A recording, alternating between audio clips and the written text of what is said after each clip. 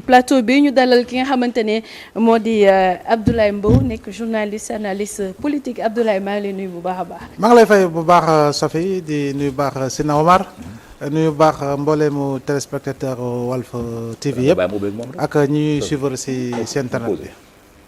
mu ne mën naa dem ci bismillah. pelloo la wala kii la moom mooy xool rek y' a pas de souci maintenant bu fekkee ne chronique du jour bi dañ koy dooree ak li nga xamante ne moom la ñuy tuddee impasse politique te Walf Quotidien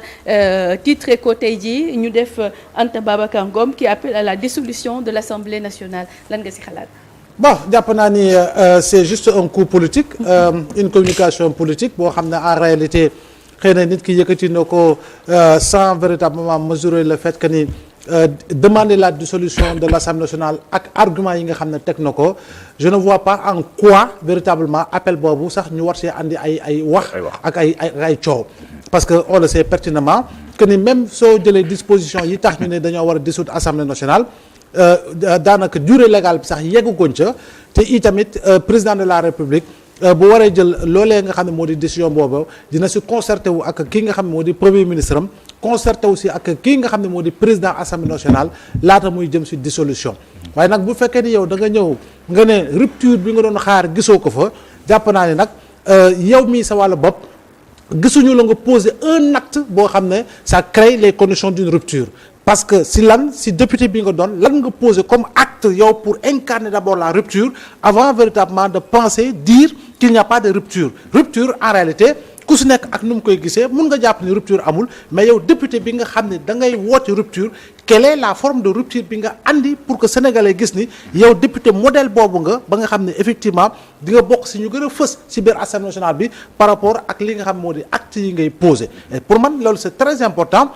si li nga xam ne mooy woote bi nga xam ne woote na ko bon on va encore créer benn débat autour de dissolution ou pas dissolution je dis encore une fois c'est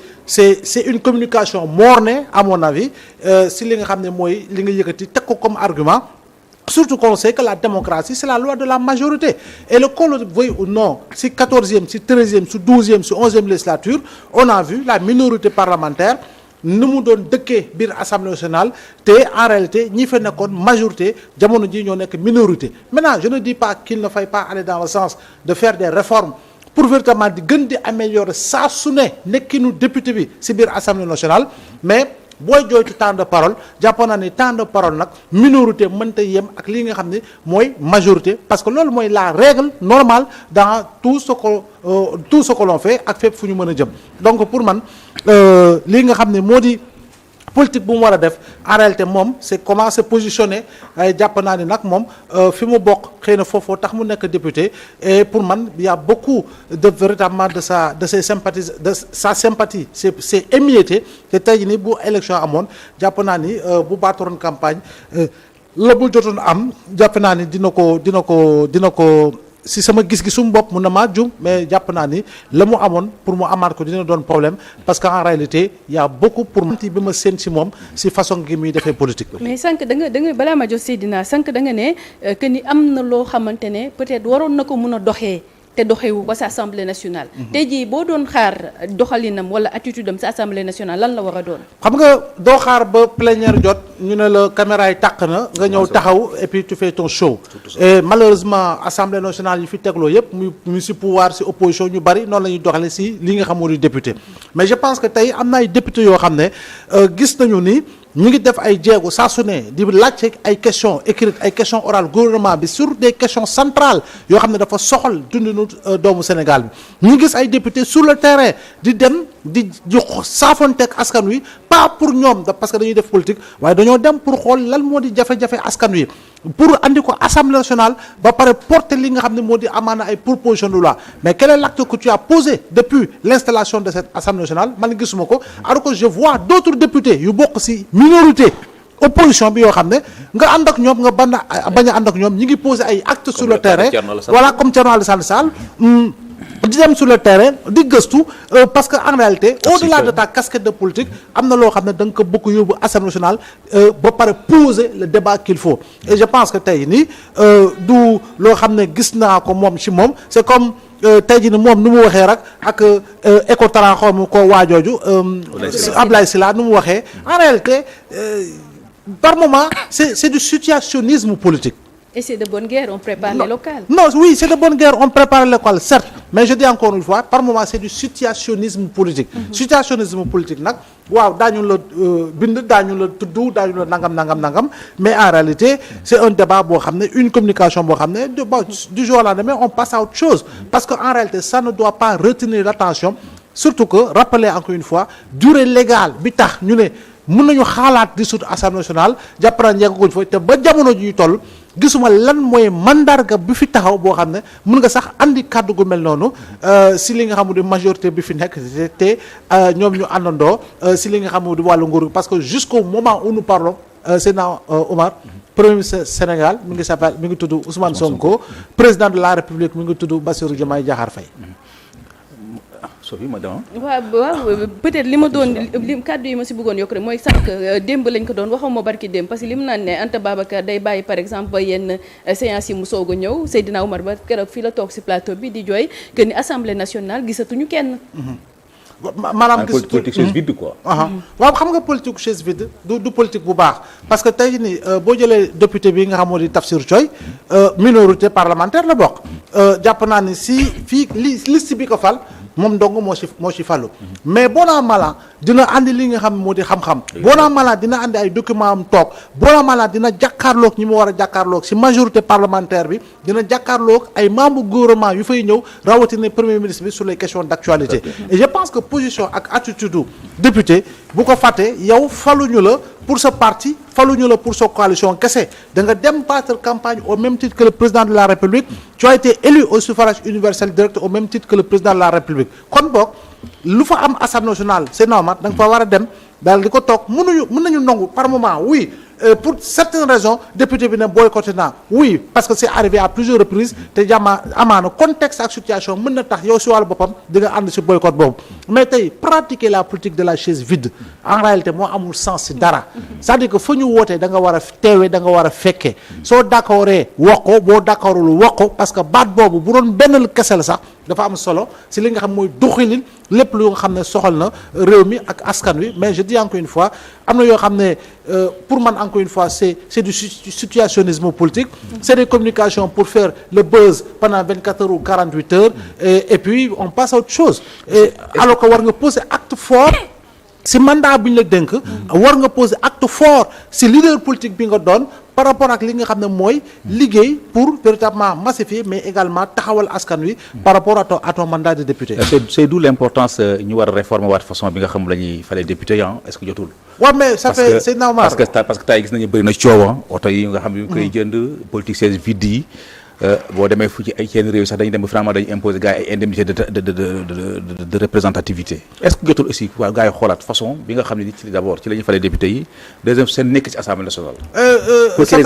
ça fait plusieurs années si dans mes écrits si presque bi ñu ma koy yàgg bind wala su plateau moo wax ko que ni député au Sénégal dëgg-dëgg nuñ koy tabbee maanaam secrétaire général parti bi président coalition bi moo yore crayon mooy xool Safi na ko tey musóoram neexuma c'est-à-dire que dañ ko defoon si liste bi ma gome ko dugal fa keneen mooy xool Seydina Omar ndax dina dugg wala du dugg mu gome ko et cetera et cetera il faut impérativement que si réforme yi nga xam ne président Bassirou Diomaye Faye annoncé woon na ko mais ñu jëm si li nga xam ne mooy modèle bu ñuy fale député bi Seydina Omar te modèle boobu pour man bi si jàpp naa ni bi nga xam ne war nañ ko mën a expérimenter mooy un scrutin uninominal à 2 tours scrutin uninominal à 2 tours boobu noonu dafay englober et la légitimité et la légalité parce que kan mooy tabb du président parti bi du président coalition bi mais base bi mooy tànn ñan la ñu bëgg dëgg-dëgg ñu figurer ci liste bi tey bu ñu ko defee ci département yëpp nga xam ne ce sont des sortes de primaires ci ñi nga xam ne ñu dañoo bëgg dugg ci liste bi jogante am base bi daal di tànn daal di fal nga dugg ci liste jàpp naa ni légalité légitimité am nga ko gannaaw loolu askan wi mooy mujj tànn donc kooku bu demee assemblée nationale dina xam lan moo ko yóbbu assemblée nationale dina xam rôle député am tigi moo di lan ci li nga xam ne noonu la war a mën a taxawee maintenant dans toutes les assemblées du monde gis nga ko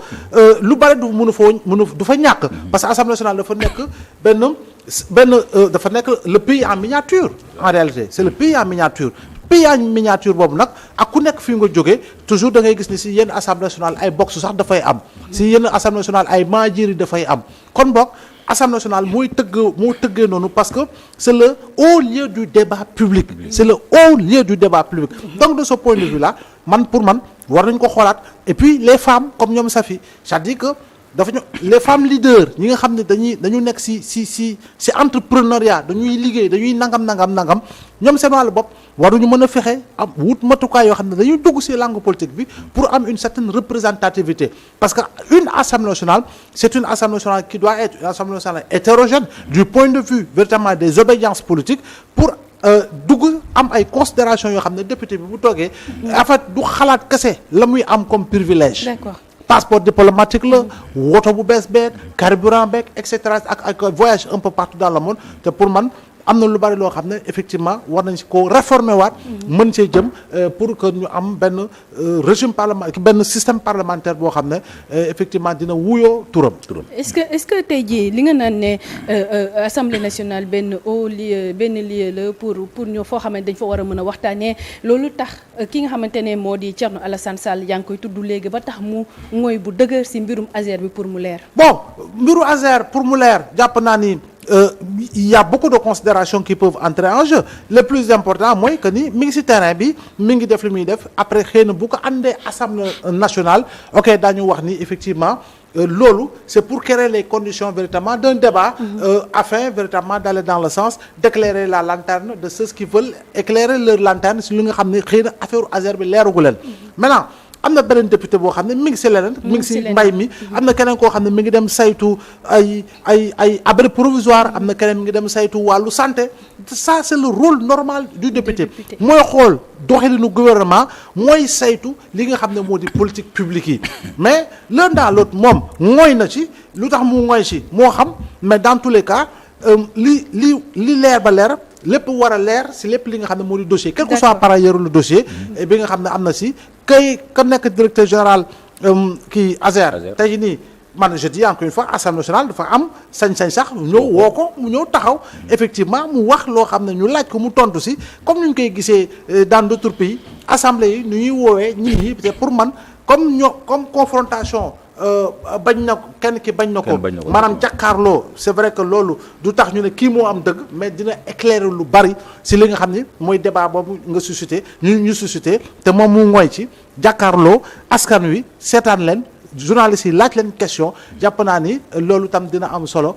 parce que itamit daf cee war a bokk. balaa nga ñëw ci bilan bi nga xamante ne mën nañ ko def ci assemblée nationale ban note nga jox ci législature bi. bon je suis pas du genre à trop donner par exemple note c'est comme tey jii soo ma laajee lan la xalaat ci score football bi ñaata la j'aime pas donner de score en réalité mais on ne peut pas aujourd'hui juger négativement la 15e législature quoi qu'on puisse dire parce que itamit am na loo xam ne gis nañ ko ba léegi loo xam ne ñu ngi koy doxee gis nañu ni tam gouvernement bu fa demee ña bokk ci ñoom ñu bari am na ñoo xam ne question yu ñuy laajte jàpp naa ni tamit opposition le plus souvent sax question yoo xam ne dafay bàyyee ko ci opposition bi la leneen li mooy gis naa ne ay questions écrites yu bari ñu ngi koy def ay questions orales ko ci mel ni l'honorable député Guy Marius Sagna ñi nga xam ne yu bari ñu ngi koy laaj ba pare mi ngi ci am ay tontu te lu mu bind dina ko publier ñëpp gis ko la mu jot ci tontu dina ko publier ñu bari jot ci donc pour man lu baax la non sans tenir compte ci li nga xam ne mooy réforme yi nga xam ne jiitu na mooy règlement intérieur bi lu ñu ci soppar ñi jàppal ne am na solo laalaat ko li nga xam ne installé nañ ko muy cellule de passation des marchés itamit lu baax la au nom de la transparence mais également li nga xam ne dafa jëm ci wàllu télévisé si li nga xam moo di assemblée nationale jàpp naa ni lu baax la parce que ñun suñu wàllu bopp war nañoo mën di xool lan mooy xew ci biir commission yi waaw voilà parce que commission yi nga xam ne dañ ko tëj ràpp ne la kenn amu fa accès plénière la ñuy xaar caméra yi tàkk et puis ku nekk def show baax na itamit ñuy mën di xool di gis lan mooy xew ci commission yi surtout présence député aussi voilà ak voilà yooyu yëpp mi ngi ci léegi nag yeneen débat yi ku ci nekk ak perception bu mu ci am maanaam jëndum oto maanaam jëndum leneen carburant ak yu ku nekk ak nu mu ko war a mën a gisee dontele ci fànn woowu sax man j'ai toujours plaidé pour réforme yoo xam ne effectivement dina mën na tax certains débats du mës a posé wu si li nga xam ne mooy modèle bi nga xam ne si la ñuy war a mën a jëndee lii wala bañ ko kon jàpp nga ne cette législature répond aux attentes des populations. non du ma ne répond parce que y a des attentes jusqu'au moment où nous parlons am na loo xam ne ñu koy xaarandi ba tey Safi mais dans tous les cas am na ay jéego yoo xam ne yu am solo la yoo xam ne teg nañ ko député ko wax naa la ko fii am na ñoo xam ne ñu ngi si opposition bi j'ai cité Tafsir Thioye et je pense que aujourd'hui quoi qu'on puisse dire li nga xam ne mooy ñëwum gouvernement bi déjà si biir hémicycle bi lu am solo la jéego yu am solo la léegi dëggal nañ ko ni ñetti weer bu nekk la si li nga xam ne mooy passage boobu mais jàpp naa ni c'est un grand pas en avant parce que il était rare qu'on voit fréquemment premier ministre ànd ak gouvernement am si assemblée nationale ñëw jàkkaarloo ko ndaw réew mi ñu laaj ko lu ñu ko war a laaj mu tontu si jëm si les questions bëgg naa la poser question par rapport au communiqué bi nga xam waa FDR génne nañ ko na mentionné ne menace grave pour l'instabilité du pays wax na ne Sénégal fu mu toll ñu ngi jëm ci ñu ngi jëm ci instabilité ñu koy sax institutionnelle ak économique loolu la ñu wax ba dal nañ sax bu baax a baax Diomaye ak Ousmane Sonko yow noonu la ko gisee. xam nga instabilité économique dëgg-dëgg bu ñu si waree dugg ñoom ñoo si dugal Sénégal ba pare que si on se dit véritablement les choses en face parce que tey jii nii c'est normal yoo xam nga ni mos li ngay fay si bor Sénégal war ko fay si bor du ñi fi toog nii yegg si ak keneen ku mun doon toogoon fi en 2024 jàpp naa ni li situation bi ngay dund parce que am na ay leader politique yoo xam ne ñi ngi woon si opposition bi yàggul tuuti waxoon nañ ko kii wutu président Macky Sall 2024 boo moytuwul du tal dara ba 2029 lu dul dajale xaalis pour fay ay bor donc c'est ça la réalité tey bor yu bari reporté woon nañu échéance yi diggante 2025 2026 jëm kaw pratiquement toutes ces dettes là entrent en maturation dans leur phase de maturation donc da nga ko war a fay donc suñu duggee si li nga xam moo di guutawu économique jàpp naa ni ñu bari ñu nekk si kuréel boobu bokk nañ si ñi nga xam ne ñoo si dugal Sénégal instabilité institutionnelle on ne peut pas le dire parce que jusqu'au moment où nous parlons amul lenn loo xam ne dëgg-dëgg gàllankoor na la bonne marche des institutions boobu ba léegi Assemblée nationale mi ngi liggéey exécutif bi mi ngi liggéey judiciaire bi mi ngi liggéey banque yi ngi liggéey assurance ba ngi liggéey këru yéenekaay yi ngi liggéey donc les gens ñi ngi liggéey donc instabilité institutionnelle bi nga xam ne dañ koy faral di wax mais je ne pense pas parce que tey li fi am ba am moo di c'est le premier ministre qui a été nommé par décret présidentiel te ñoom seen wàllu bopp ce qu'il demande mooy que le premier ministre soit dégommé par le président de la République te président de la République moom mi ngi jàpp ba tey premier ministre am Assemblée nationale majorité ko fa yor mooy ñi nekk ci nguur gi maanaam Pastef donc fu mu toll nii c'est-à-dire que bëgg boobu la ñuy wax xam nga soo bëggee yow li nga bëgg nga la wax la ñuy wax en réalité en parabole maanaam fexe na Sénégal am instabilité institutionnelle am instabilité kii ni ñu ko waxatee économique donc de ce point de vue là dañuy jàpp ni suñu duggee ci instabilité économique fu mu toll nii oui jafe-jafe am na mais mënoo wax ni nous sommes dans une forme de crise économique ce n'est pas possible parce que li ñuy wàññi ñu ngi koy wàññi les gens se débrouillent pour fay ñi nga xam ne la ñuy fay ñuy liggéey ci wàllu état ak yeneen donte la situation économique et financière bi diis na gann te loolu jàpp naa ni ñëpp xam nañ ko. léegi balaa ngaa génn foofu ci législature bi bokk na également ci li nga xamante ne askan wi ñu ngi ko ci doon xaar muy li nga xamante ne moo de la criminalisation de l'homosexualité ànd sàmm jikko yi également est revenu à la charge ñëw na pour sàkkuwaat pour que ñu yëy yaa bi jëmee ci lu nu mel est-ce que bu fekkee ne defuñu ko du doon benn tache d'huile ci législature bi. bon xam nga ba fu ñu toll nii mënoo ne duñ ko def parce que mandat bi c'est pour 5 ans. léegi nag calendrier bi nag du ke bokk fee wala bokk fee moo koy imposer ñi nga xam ne ñoo fi nekkoon xam nga ñu fi nekkoon ñoom waratuñ see wax. ñu fi nekkoon waruñu see wax parce que ñoom bañ leen ko proposer dañoo ne ñoo lànk carré. duñ ko def donc ñoom amutul koo xam ne war na see mën a addu donc boo demee ba ñu naan ñi ngi marche pour ñu criminaliser homosexualité ñi fa nekkoon. ci Assemblée nationale bi weesu dem ci marche boobu yoo xam nga ne moos loolu noonu c'est du voyeurisme politique c'est du voyeurisme politique donc jàpp naa ni demal nga xoolaat di nga gis ay visage yoo xam ne Assemblée nationale bi musu nekkoon nañ fa député nekk majorité ci Benno Bokk Yaakaar ñoom ñoo bañoon li nga xam ne moo di loolee ñu ne dañuy organiser marche pour la criminalisation yow ñoom ñu dem foofu daan dañuy jël kàddu ba cay wax jàpp naa ni non dëggantaan non waaw ak lu munti xew quoi même ñu fi nekkoon tey bu doon dañuy am bañ dara tey suba ñuy wax dara ñoom ñu dem fa ce sera la même chose également ce sera la même perception donc li si am ba am moo di mandat bi juróomi at la c'est vrai parce que est-ce que ordre de priorité la parce que andi sàmm jikko yi sax ñoom ba lañ doon andi si proposition mooy maanaam durcir peine yi en réalité parce que loi ba nuñ ko waxee woon dañu ne woon am na ay problème si nuñ ko bindee donc lu ñu war a améliorer la donc ñoom dañ doon jàpp ni boo jëlee fu ñu doon wax 2 ans nga yóbbu ko 5 ans fu ñu doon wax 5 ans amaana nga yóbbu ko 10 ans maanaam nu ñuy fexee ba durcir les peines si li nga xam ne en réalité dina gën a mën a méngoo jamono mais il faudra quand même que nos lois s'adaptent à la marche de progression de ces organisations là pour véritablement ñu war see mën a trouver ay solutions yu gaaw mais l'un dans l'autre bari na loo xam ne teg nañ ko comme ordre de priorité yoo xam ne waxoon nañ ko mais jàpp naa ni des fois di nga xaar nga ne wuy lii urgence la waaye am na loo xam ne fii léegi mandat bi di jeex bu ñu ko deful su boobaa nag si lay doon tâche d'huile si li nga xam ne moom la ñu yëkkate woon si kàddu. bon ci biir semaine aussi mu am benn actualité boo xam dafa defee la chronique moo nekkoon tànki ne meek yi nga xam ne 30 secondes non 30 secondes mënu ko tontu ci 30 secondes ba tey yaa ngi ci temps bi quoi. waaw ba tey yaa ngi ci temps bi quoi c'est-à-dire que mooy ministre le premier ministre bu Mauritanie ñëw na fi def visite bu toll ci 2 jours ci conférence de presse bi dafa am benn journaliste française boo xam ne ni mu ngi nekk RFI am question bu am solo mu posé jëmale ko ci FMI ci FMI ak tontu bi nga xam moom le premier Ousmane Sonko tontu institution boobule gars yi jàpp ne loolu bu fekkente ne am na mën na créer ba tey beneen divergence bu war a dox ci diggante état bu Sénégal ak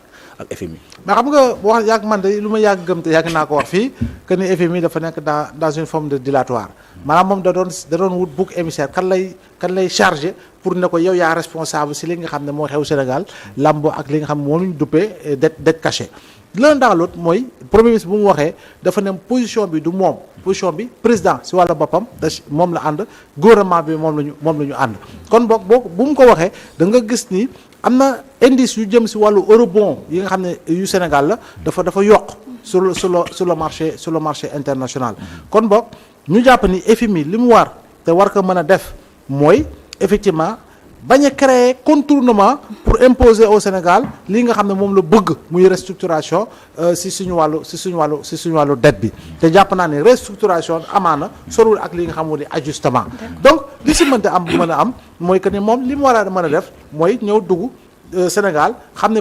partenaire la moom dafa bokk si ñi nga xam ne ils sont fautifs parce que mënuloo ñàkk yëg su wala boog ay fonctionnaires yu mu affecté woon fii mënuñoo ñàkk yëg li fi xewoon quel peut être leur niveau de complicité donc loolu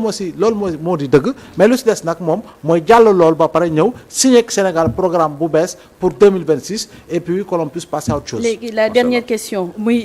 comme Walf Quotidien la tijjee woon dama koy tëjaatee muy qualification en demi-finale les Lions empochent 1,4 milliard de francs CFA Pape Thiaw parmi les 4 meilleurs entraîneurs africains Nicolas Jackson